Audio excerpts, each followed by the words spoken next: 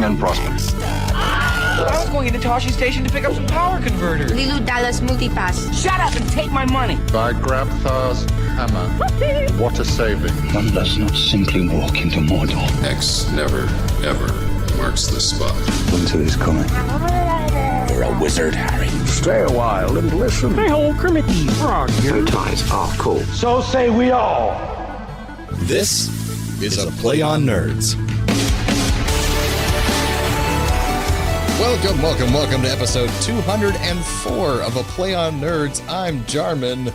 And I'm Steve, and we're here to co-host the hell out of this. That's right. And this time around, of course, the exciting reboot or sequel, I guess, of Beetlejuice is coming out in theaters, Beetlejuice Beetlejuice.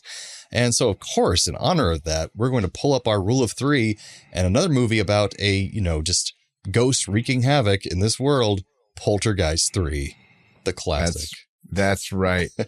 Dark forces, possessions, and a young girl caught in the crosshairs. Oh, that's even better. Oh my gosh. Poltergeist 3, baby. But before we get to that, Jarman, what have you been up to since last time we chatted? A little bit of stuff here and there, not having to slave away at work like I have been for the past couple months. I got to see Ragtime at the local professional theater, which is really fun. A couple of friends of mine were in it, so it was a good thing to see. It's a wonderful musical if you haven't seen it already. Another friend of mine had a birthday party at the Enzion local indie theater. It was Godzilla's birthday. So, so it was like the 50th, 60th birthday of Godzilla, something like that. I had never seen the original before, so I saw it on the big screen. It was actually pretty darn good. It was better than I expected. Although the audience was laughing when his face popped up on screen. It looked pretty ridiculous. I had my family over for the first time in our new house. Got to see everything for the first time. Went for my aunt's birthday. It was her big 70th birthday. And then went to my friend Josh and Sarah's for watching some Olympics and playing games. Steve, have you watched any of the Olympics that they've been on? No. I'm not a big Olympics guy either, but the fun part was it was the break dancing competition was on while we were there. And that was weird to watch for your Olympic sport. I've certainly seen highlights. Yes. We were watching the men's one, but I heard the female one was interesting, especially the Australian woman getting all the attention. Yeah, basically the running theory is that she's basically just trolled the Olympics. Yeah. She just got done writing her PhD thesis on like corporate invasion of breakdancing and how it's going to change the landscape. And so like walked into the Olympics, has all these rules for breakdancing. And her whole point was like, breakdancing doesn't have rules. And boy, did she show us that. It's like she might have a good point if she weren't a white woman telling the world that. I don't know. Yeah. It's just kind of interesting and weird. That's right. White woman's going to teach the world what breakdancing's really about. Yeah. Just like Ryan Gosling's doing La La Land with jazz. And I finally got to meet my D&D group after a very long time. We played our long-running kind of dark campaign we've been playing. I think we're level 12 or 13 now. We're getting pretty powerful, fighting some big, huge, scary monsters. And we fought a god at one point, Atropos. And I wasn't there for that session, but they beat him back. But apparently he was just an avatar of Atropos who like kills everything. It gets getting nuts. There's a lot of crazy stuff here. But yeah, it was fun to do that for first time in a long time. But what about you, Steve? What have you been up to? We've just been getting prepped for school. Dilly's got pre-K again. Joyce is going into the second grade. So we got her list of supplies and stuff. Took care of all that. We did go and do one last Kennywood day while yesterday was my Wednesday off that I have every other week. And it's the last Wednesday I have off before the kids are in school. So we went to Kennywood in the morning and did one last like family Kennywood morning. It's probably nice on a weekday too. There's less people there. Yeah. Oh yeah. And then we've got one final summer trip and overnight to camp planned for this coming weekend, but some rain is rolling in and we're going to have to make a judgment call probably Saturday morning. That could ruin everything. It could ruin everything. So if not, we got to find some other stuff to do. But otherwise, tomorrow night, I'm going to come home. I'm going to pick up Anna and the kids. Anna is taking the kids to see Coraline Remastered, which is in theaters. And I'm going to skip it and go see Alien Romulus with my brother. Very nice. So I'm very excited. I'm stoked for Alien Romulus. However, spoiler free here, I got a bone to pick with goddamn Peacock. Oh. 20 to 30 minutes before you and I started recording tonight, I'm watching Parks and Rec, and a trailer for Alien Romulus comes on, and it's a new one. And there is legitimately a spoiler for the film in this trailer. What? The trailer literally spells out the biggest question of the movie. I have never been so pissed. Oh my God. What a dumb trailer to have. Oh my God. And that's what I said. I said, who made this choice? Who chose to reveal the main plot hook for the film that has been kept very, very secret up to this point in a trailer the day before? I am so mad. I wonder if there's more uproar online about that happening. I don't know, but I am so friggin' pissed. Obviously. And even the first trailer they put out blatantly showed at least 2 people that we know in the trailer definitely die. So it's like they're kind of already spoiled 2 characters that are going to be dead. I'm like, why would they do that in the trailer too? Like, you don't show who's going to die ahead of time. It just, that was bad. And so, man, someone at Peacock fucked up. Oh, man. If I'd seen this trailer 2 days from now when the movie had been out a few days and like there's already stuff on the internet, that's one thing. But right now there's nothing. People are going to see the movie right now at premieres. Sucks. I've heard we got decent reviews saying it feels like a video game, but in a good way. So that's a good kind of review. Yeah. The other reviews I've heard is like, it's like a love letter to the first 2 films. And I'm like, okay, I can get on board with that. That's what everyone loves. So yeah, that's my other news. It's fucking Alien Romulus is spoiled because of some piece of shit at Peacock who ran a spot too goddamn early. Well, I'm sorry to hear that. But I will say, with a really good amount of reviews in right now on Rotten Tomatoes, we've got a 82 from critics and an 84 from audiences. That's pretty solid.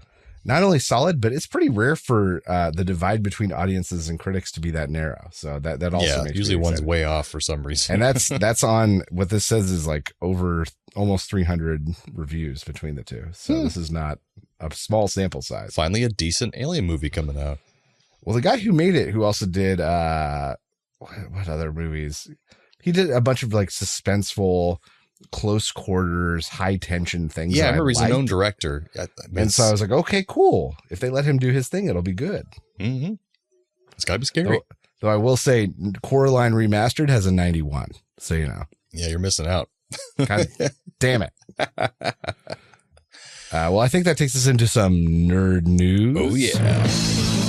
It's time for Nerdy News.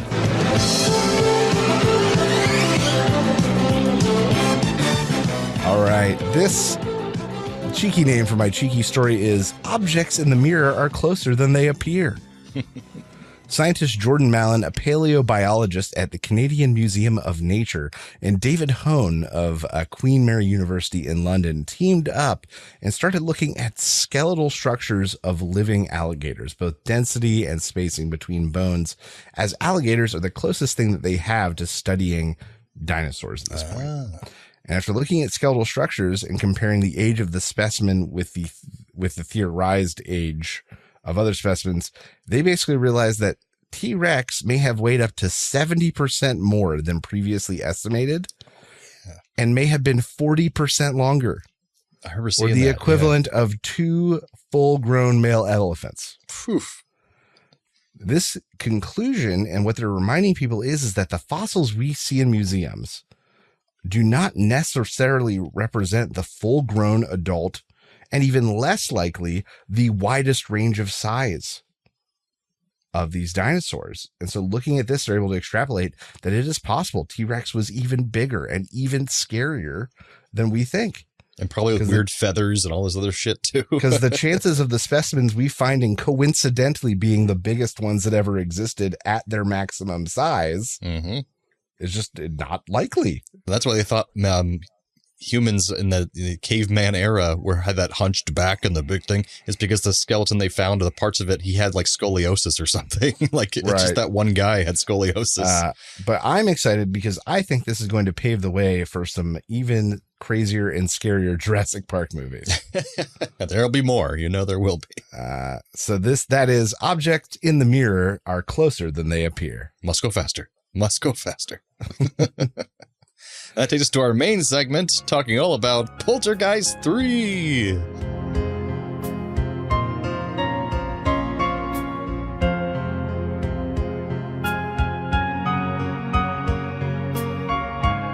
Oh boy. Well, Carol Ann, the little girl from the first two movies, is sent to live with her rich uncle and Aunt Trish in the big city. But something unnatural is still stalking nearby, causing her to hear whispers and cracks in mirrors and ice to appear in spooky places. Spooky ice.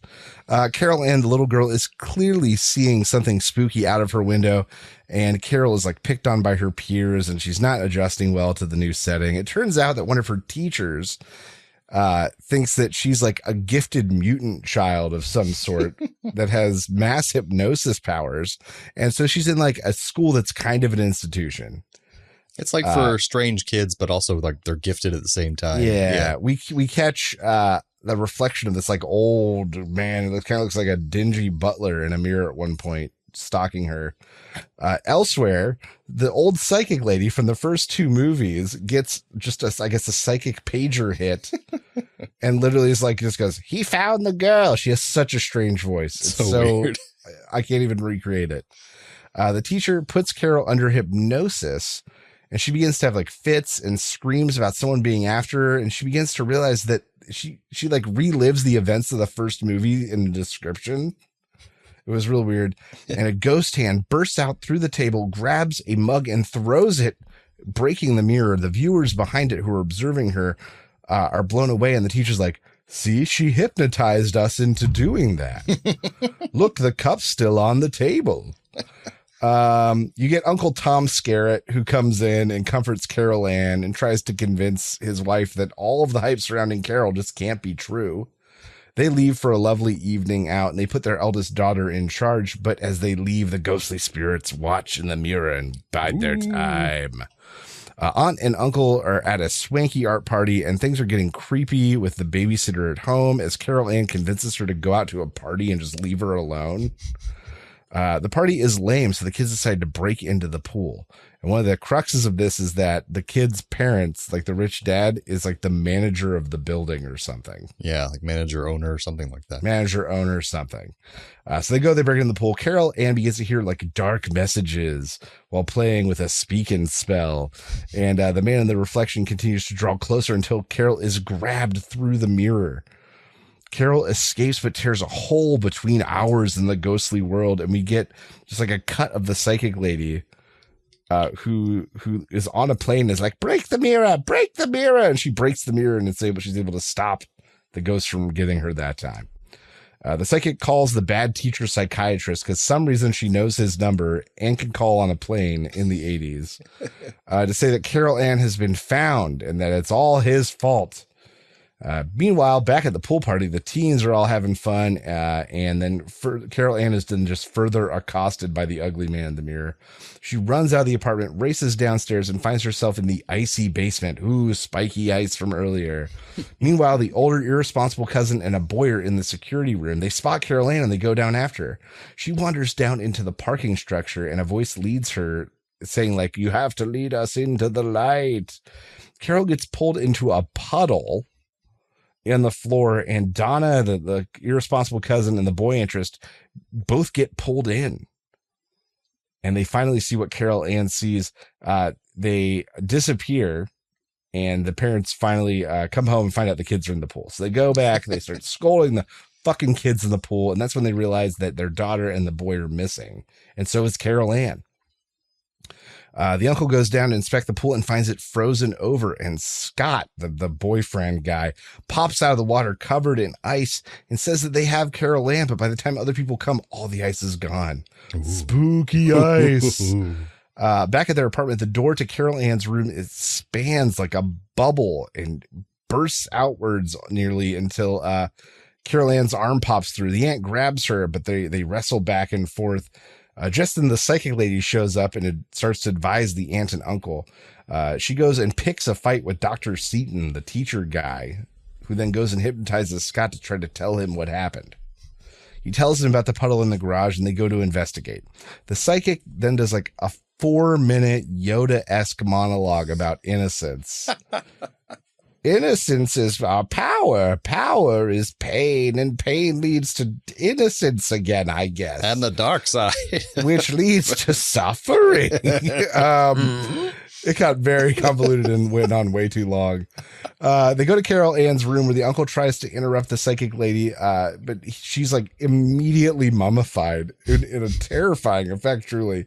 And their daughter bursts out of her face like a fucked up chest burster from an Alien sequel. They hose off the daughter because she is just covered in psychic goo.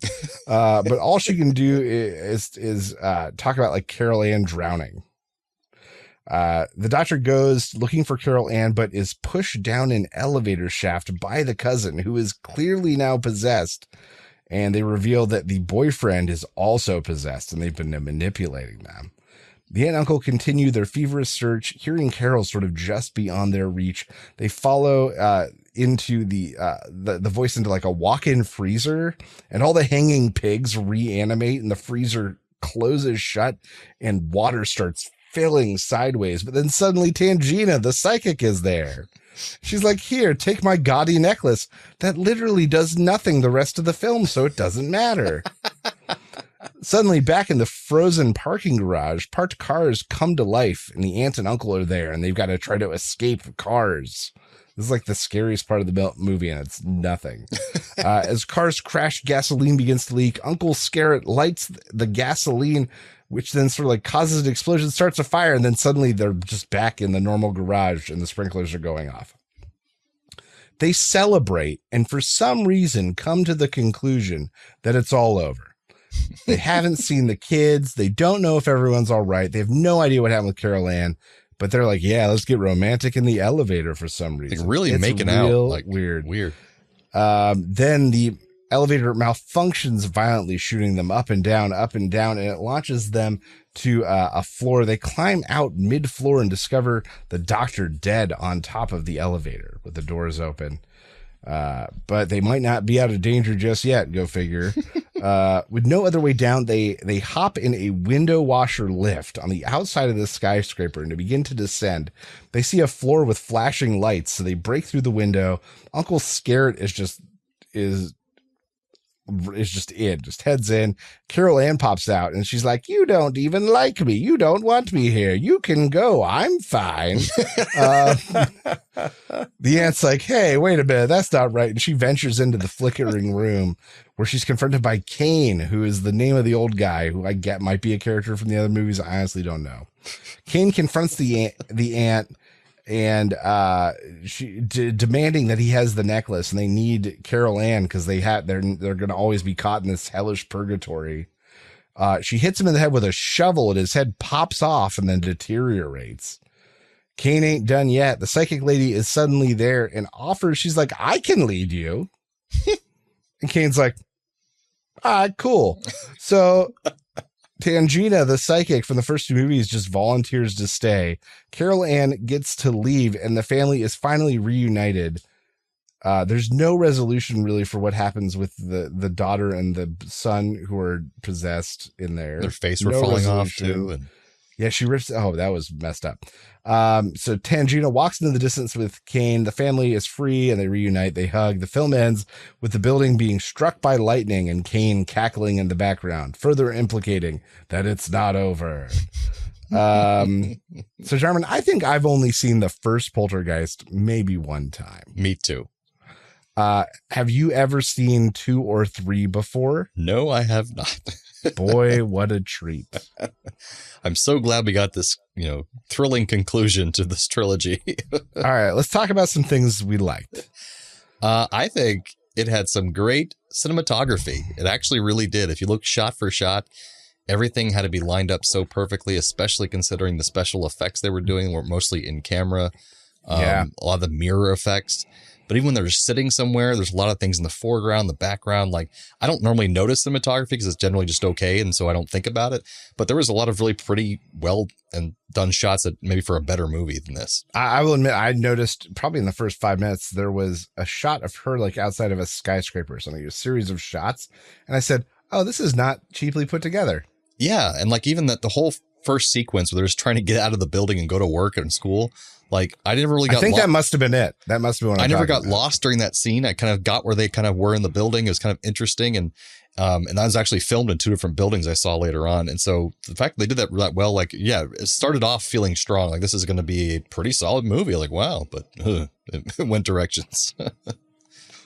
Yeah, absolutely. So some of the things I liked, some of the practical effects were genuinely pretty good. You mentioned the in-camera tricks they did, especially with mirrors. Mm-hmm. That was probably as much practical as they could manage because that was just cheaper. In 1988, yeah, that's all they could do.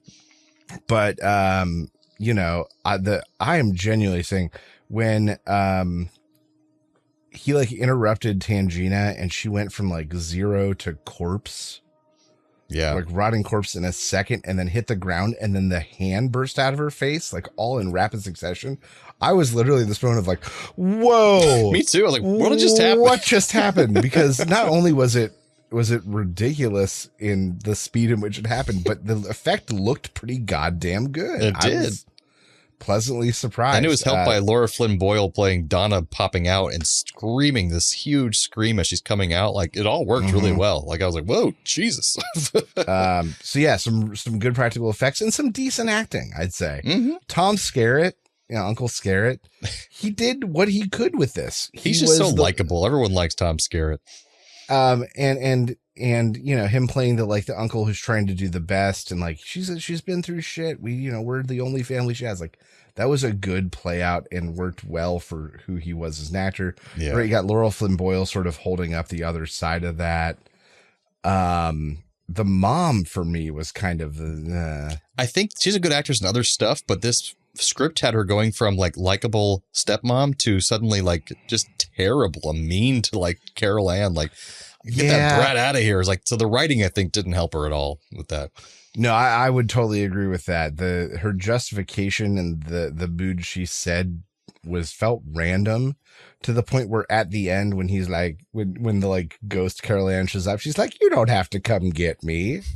You don't even want me here. I was like, that doesn't feel justified at all.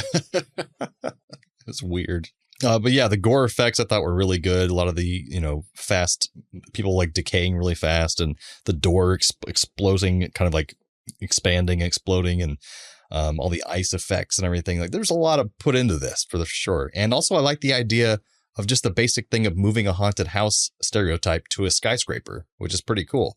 They could have done a lot more with that, but like I'd watch another movie about the haunted skyscraper. That's kind of neat. Oh yeah. I don't know. They kind of did that in like Ghostbusters and yeah, I guess a little bit. Like Gremlins takes place in a skyscraper. Gremlins 2 rather. Yeah, I think kind of worked on that a little bit, but yeah, I like the idea that maybe that's like a motif of the late 80s. Yeah, it was like business culture and like the Wall Street culture. Like maybe that was just a reflection of the time. Everybody's doing coke in the bathrooms, Yeah, that's why they're seeing all these ghosts. Exactly. So things you didn't like, Steve. The script was bad just throughout. The mom was like the exemplification of it, got the worst of it, but the whole thing was not great in that like all the other kids did not matter to the point where I was confused as to who the hell they were. Yeah. The like neighbor kids and the party, like that all just played out too quick and had no real weight to it. But it was such a big part of getting Laura Flynn Boyle out of the house. I think it could have just been a boy. I don't think they had to do the whole party thing. It could have just been a boy. Because that's all that mattered out of that anyway. Yeah. She wanted to sneak out to go see this guy. Yeah, go see him, blah, blah, blah. Oh, this is lame. Should we head down to the pool? Like same beats could happen. Mm-hmm. Less people. With less people and less confusion. There was something deeply disturbing about them being like, look, it's the little girl from the first 2 movies. We're going to dress her like she's 6, but she is definitely 12. There was something really off-putting about that. They kept putting her in these big oversized onesies where she didn't have any scale to her. And playing a speak and spell when she obviously is way too old for a speak and spell. Right. So there was some of that where I was like, she's clearly like 11 or 12, right? So there was that, which just felt weird, but I get it. And then the Tangina thing felt like they were just jerking that actress off because she's the only one that came back. I'll come back, but I get to be the savior of the movie. Like, whatever that so weird weird voice is. Such a strange voice. She had that line from the first one that was so famous, that this house is clean or clear or something like that. House is clear. Yeah. So like she was just overblown.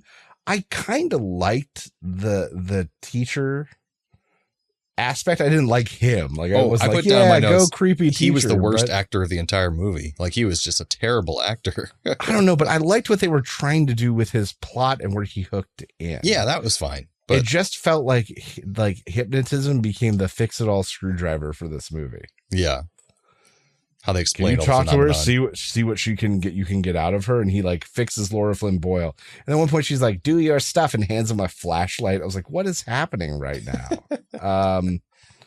So I liked his part in the movie, but it was just overused. But I didn't hate the idea of like a teacher studying her. Yeah. A man of science trying to chalk all this up to scientifically explainable things. That aspect didn't bug me. I like the idea of his character, but then especially that first whole scene where he's like showing these people around the school, his acting was like something out of a high school production. It was just like he's saying every word strangely, and it's like, where did they find this guy? It's kind of like New Coke.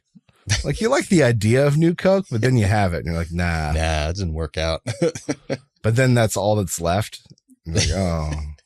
The other thing I wrote down was people consistently didn't react strongly enough to the crazy supernatural crap going on. Like, even if they didn't think it was, like a hallucination or hypnotism, things are terrifying happening around them. They're like, oh no, we better run in the next room. Like, no, that was life-changing what you just saw. Like, and once again, like the exemplified in when Tom Skerritt and her like escape the basement with those frozen cars, and they're like, the children are fine. We haven't seen them, but they're fine. It's over. Like I was like, what is happening? Like they're making out hardcore. Like, why would they think that's okay? And as soon as they get in the elevator, they're talking about going to have sex. And like, you just experienced madness. Like, what are you talking about? You haven't seen Carol Ann. You have not seen the missing girl yet. Oh, and speaking of Carol Ann, I'll get in this layer of trivia, but they say her name 121 times in this movie. Carol Ann, Carol Ann, Carol Ann, Carol Ann. I think it should be called Poltergeist 3. Carol Ann. Carol Ann. So many times. Carol Ann edition. This time with double the amount of Carol Ann. Oh, yes. So yeah, not the biggest recommendation, but if you're a huge Poltergeist 1 and 2 fan. Yeah, but otherwise, this one was pretty bad and pretty forgettable. So some trivia here for this. Craig T. Nelson, who played the dad in the first two, was approached to play the same character again, but he declined. He just said 2 was enough, and he walked away. After filming of the scene where the cars chased Patricia and Bruce, apparently that was their character's name, I don't remember that, the car's explosion set the entire set on fire, almost taking a crew member and a few cameras he was rescuing. But when the little girl, Carol Ann, Heather O'Rourke, showed up for filming the next day and heard about the incident from the director, she was relieved that no one was hurt. But then she asked the director, "Did you get the shot?" Which I think that girl's great. And this little girl, I read a lot about her. I read a bunch about her too. Yeah. This was her last film before her untimely death at the tender age of 12. She had celebrated her 12th birthday just over a month prior to her death. And her passing, along with this film's critical and financial failure, would lead to the franchise being killed off and any plans for a 4th film being abandoned. But she was like, apparently everyone loved working with her. She was sweet as hell. She wanted to be a director one day. She was really interested in the process of making movies, even at that young age. And so it's just really sad that she passed. Apparently during the filming, she was suffering from Crohn's disease flare-ups, and they had her on medication that made her like puffy. And so because of that's why her face is like not just round, but like super puffy, overly puffy in certain scenes. It's because she was on this medication that was a side effect. And yeah, she like went down for breakfast and couldn't keep any food down. And her mom checked her hands and her fingers were blue. And they called an ambulance. And like in the ambulance, she went into cardiac arrest. That was it. Yeah. And thankfully we have a better handle on like, Crohn's disease and stuff these days. But man, that is terrible. Oh, yeah. On a lighter note, realizing early on that CGI would take over filmmaking processes eventually, the director Gary Sherman wanted to film Poltergeist 3 entirely without any CGI and insisted with real on-set special effects. It took an entire year of planning all the setups, and every single scene was storyboarded, so it was like meticulously planned. The crazy psychic lady, she has a crazy name as an actress to go along with it, Zelda Rubinstein, She had to leave the production midway because of her mother's death. And I'm figuring that's probably why she had that very abrupt death that we weren't expecting. But it worked really well. So it seemed like that wasn't just like thrown in there suddenly. She's dead. But it worked really well. Dr. Seaton, the hypnotist guy, is the only character in the trilogy to be killed. Out of all 3 movies, he's the only person that actually dies. And one of only 3 human deaths altogether. So Grandma Jess in Poltergeist 2 dies of natural causes, and then Tangina sacrifices herself in this film, technically, because she did die when she hit the mirror kind of thing, but then she chose to go to the other side instead of coming back to life-ish. Okay. But yeah, Dr. Seaton's just dead. In this film alone, as I mentioned, Carol Ann's name is spoken a total of 121 times. Just insane. So many Carol Anns. They never stop saying it. But that brings me now to a little game to play with Steve. It's called Who Am I? Ghost Edition. Shit. So what I'm going to do, Steve, is I'm going to name a famous ghost, and you're going to tell me where you think they're from, and maybe like what's kind of their deal, like their backstory, and whatever you think it might be. And then I'll give you the little short reel what their real story is. Oh, so these are like, not say real ghosts. Yeah, not real, but real. But they are fictitious ghosts in the real world that people claim to have seen many times, so much so they become pretty legendary and talked about. Okay. Now I got some frame of reference. Gotcha. So who do you think and where is from the Brown Lady? The Brown Lady, I'm going to say it's like South America. And I'm going to say she's like a woods witch that like comes out of the trees and grabs children and shit. I like that better, actually. This famous ghost, reportedly seen in Raynham Hall in Norfolk, England. Shit. Named for the brown brocade dress she's often seen wearing. She's believed to be the spirit of Lady Dorothy Walpole, who lived in the 18th century.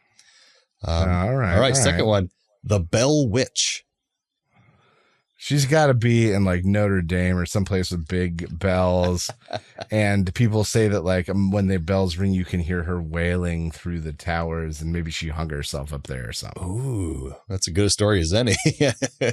The Bell Witch is a poltergeist-like spirit, poltergeist, that haunted the Bell family in Tennessee during the 19th century. So Tennessee. Well, that's some shit. The entity is known for its malevolent behavior, including physical attacks and eerie disembodied voices. Not as cool as your Bell story, if I must say. I know. This one actually you probably heard of because they made a movie out of it. La Llorona. Llorona? Isn't that like a nun or something? In Spain? Yeah, a nun in Spain who was murdered because she saw a priest doing something she shouldn't have. Oh, no. I didn't say that. You thought that. I didn't say it. He was drinking the sacrificial wine or whatever. Or stealing money from the church. Or so there's other dumb, bad shit out there. That's true. Well, it's actually a legendary ghost in Latin American folklore, so not Spain. La Llorona is said to be the spirit of a woman who drowned her children and now wanders near bodies of water, crying for them. Her name means the weeping woman in Spanish. I kind of said that. Yeah, you basically said that. Resurrection Mary. I'm going to say this one's in England somewhere, some old cemetery where a lady pops up in different graves every night until she finds her own. Ooh, okay. I like that's a good look. Children's story one there. This famous ghost is a hitchhiker who haunts the area around Resurrection Cemetery in Chicago. Mother of God. Drivers often pick her up only for her to vanish before reaching her destination. She usually described as a young woman in a white dress. All right. So let's go with the Flying Dutchman. I'm going to say he's Dutch. I don't know, the high seas. You see the Flying Dutchman, whose ship raises. I'm basically just going to recount like Pirates of the Caribbean here, so it's not really even. Was it in that movie? I think the Flying Dutchman's one of the is in the second or third film maybe, but it's he's the captain of a scurvy undead crew who ransacks ships and meets Johnny Depp. You're pretty close. So it's actually a ghost ship. So, I mean, I kind of threw you off with that one. Okay. It haunts the waters around the Cape of Good Hope, which I think that's near Africa. Maybe I'm wrong. That The Flying feels Dutchman and its right. crew are doomed to sail the seas forever, unable to make port. Sightings of the ghost ship are considered a bad omen by sailors. All right, and let's do one more here. Annie Palmer. It's always women for some reason. There's a lot of these female ghosts. That's because dudes keep killing them. That's true. Dudes are terrible. That's true. She's also known as the what's- White Witch, to give you a little more context. The White Witch, I'll say that she froze to death in Minnesota. And now when storms come in, she wanders looking for people to join her in the icy beyond. Ooh, spooky ice. Spooky. I like that. A Minnesota ghost. Hey, I'm going to get ya. Yeah. Annie You bring your Palmer. mittens, eh? Annie Palmer was a cruel plantation owner in Jamaica. She's known for her ruthless treatment of slaves and her involvement in witchcraft. After her death, her ghost is said to haunt the Rose Hall Great House, and she's known as the White Witch because she was a bad white lady. Man, mine are all. I was never going to get that one. Yours are much more suited for a story or like D&D. They're Right, actually- that's yeah. I like it. That's where all my mind goes. Always D&D shit. And that was Who Am I? Ghost Edition. Ooh, nice. Real stories. I think that takes us to some radical recommends. It sure does. If you have the means, I highly recommend picking one up. What do you recommend I do? I recommend Pleasant. All right. So not really a discovery because he's loved by millions. But there's a online personality and chef, Matty Matheson. If you have watched The Bear, he plays the kind of idiot fix-it man in The Bear, who's like a family member, but is just stumbles his way through. Well, he's like a YouTube personality who's had a cooking show for years now. Oh. And it's called Matty Matheson Cooking Something. That's literally the name of it. And I watched a video of his for something that he called Guaranteed to Get You Laid Lasagna. That was the name of the recipe he gave. And I've never really been a giant fan of lasagna, mostly because I really hate ricotta. Oh. And a lot of times lasagna kind of ends up soupy, and people put all sorts of weird stuff in there, putting, ricotta in there, which is already mushy, which goes with the mushy, I guess. Or they're putting, like zucchini in there, which is mushy. So you're just adding to mushy, or eggplants that's mushy. It's adding mushy. So there's all those things where like, I just have never liked it. I hate ricotta. So I just don't do lasagna most of the time. But I looked at this and he makes, his, it's like a brown sauce almost, where you cook down a shit ton of onions and shredded up carrots. You add that to like beef, and then you just let it stew a little bit of tomato paste, but not a ton. It's not tomato based sauce. Right. And then we made lasagna with it, and I made a Parmesan bechamel to go in between the layers Instead of ricotta. And I made the best lasagna I have ever had in my life. And Matty Matheson is to thank for that. Some of his recipes are a little bit over the top, but this is one of the ones that was like very achievable and not really audacious in that regard, and is just incredible. So I recommend the question Matty is, Matheson's Guaranteed to Get You Laid Lasagna. Did it get you laid? Yes, it did. That's the question. And we ate it for 3 nights. So whoa. And boy, are my hips tired. thank you, Matty Matheson. So no, check him out. Matty Matheson in general is great. Cooking something, he cooks these crazy kind of over the top things. But Guaranteed to Get You Laid Lasagna is it's incredible. Sounds it's great. Incredible. And different too. I like that. Yeah. All right. Well, that brings us to some trailer reviews.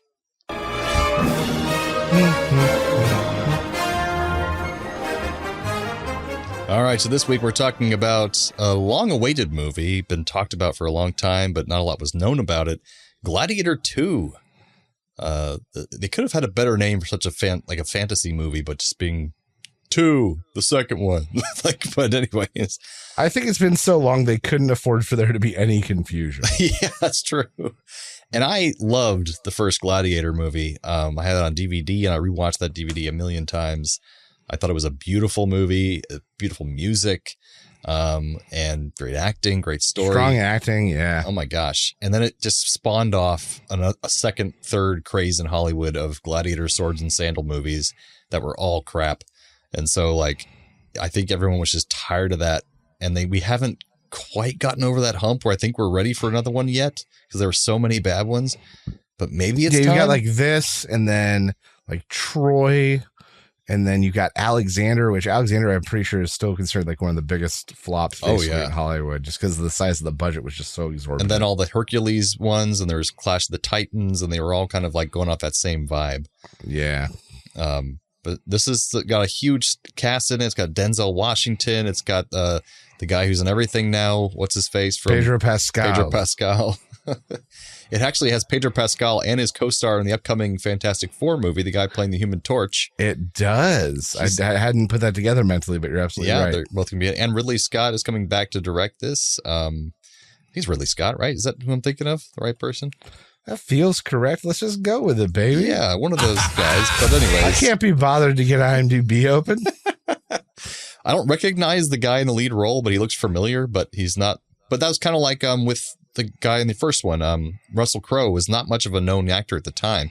They kind of got him fresh from the start. He had been in a couple of things, but that was his big breakout, was Gladiator, and he was fantastic. And now he's relaxing Russell Crowe, does nothing. He doesn't care about anything. He just sits in his house and smokes cigars all day. But so it looks like the main guy is like a hot UK actor. I don't really recognize anything on his sheet, but he does have a lot of entries. Okay, yeah. And he's beefed up for the role, and it looks like there was actually a scene with a kid in it in the first one, and they're saying he's that kid from the first one. Denzel Washington has not changed the way he sounds at all, except from the trailer. It looks like where he's just Denzel Washington being Denzel Washington, and that's perfectly fine. They're supposed to be Roman anyway, so they shouldn't have English accents. So they just are speaking English. So who knows? Anyways, what do you think of the trailer, Steve? Okay, so some really cool stuff in here in that even though we're not going to get, I don't think, as intimate as a story, I think it's going to be grander. Yeah. In that, like, even they're showing the flooding of the Colosseum, which is something they used to do on rare occasion.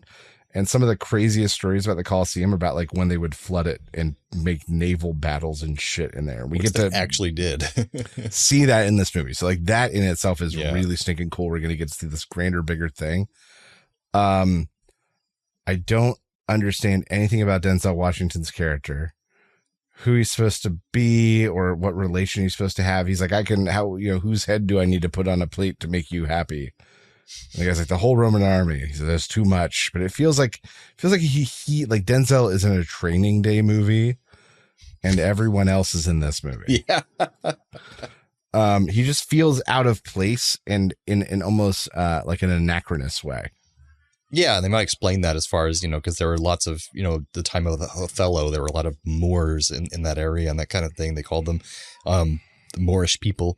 But as far as him being in a position of power and stuff, and probably hopefully explain it well, because they've been making this movie for like 10 years. So I don't know. But we won't have the electric performance from Joaquin Phoenix. That kind of also made that movie great. So I don't know. But we got everyone's favorite Pedro Pascal. Yeah, I mean, he's in everything, and I think he's pretty incredibly overrated.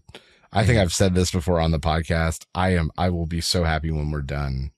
Oh, we're over this Pedro Pascal hump. I remember talking about that because I gave the argument that he's being overly miscast because he keeps playing these super serious characters when does his best, when he can show his charisma and funny side, because he's super funny. It's like with the Chris Pratt thing, where they kept casting him now as the action hero, serious, grungy guy, like Harrison Ford type, but then he sucks. And so it's like, I think the same thing with Pedro Pascal, if he's able to show some humor, like he did with his original Game of Thrones role, that break him out. It was great. He was funny, he was charismatic, and he was scary, a little of everything. But he looks really grim in this one too. So it's like, Last of Us, he's also super grim, and just anybody could have been in that role, it seems. Yeah. So I just think he's miscast. I don't think he's super, super overrated.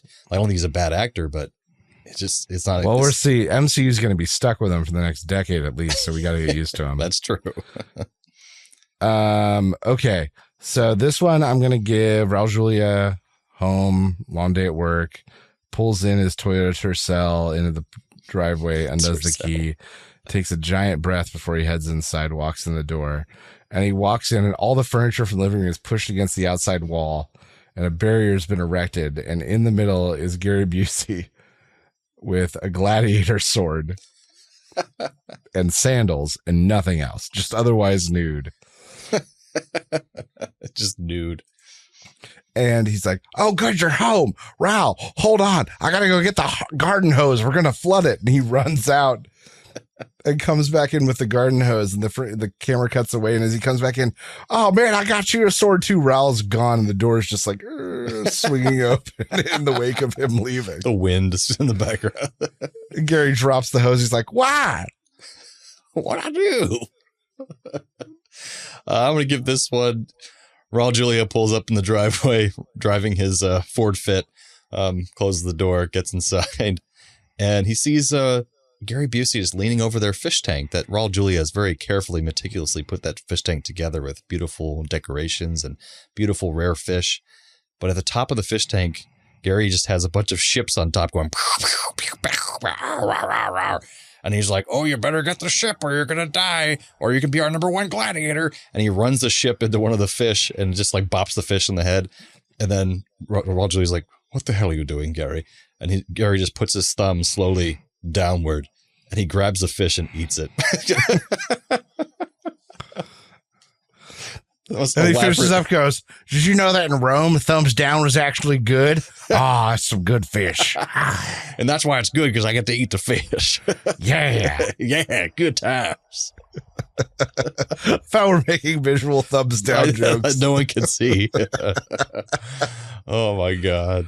Yeah. Oh, man. Well, I think that brings us to the end of episode 204 of A Play on Nerds. Join us next week. We're in celebration of the much anticipated Disney series Agatha All Along. We're going to look at another entry into the dark magics and mysteries in the Marvel timeline. Mm-hmm. And of course, we're talking about the 1978 made-for-TV movie, Doctor Strange. Not the Doctor Strange you've seen, but the one we're about to watch. Different one. Join us for all that and more. Keep on coming back and being our nerdy audience, and we will keep on coming back and being your nerdy co-hosts. Thanks again, Internet. Stay nerdy, my friends.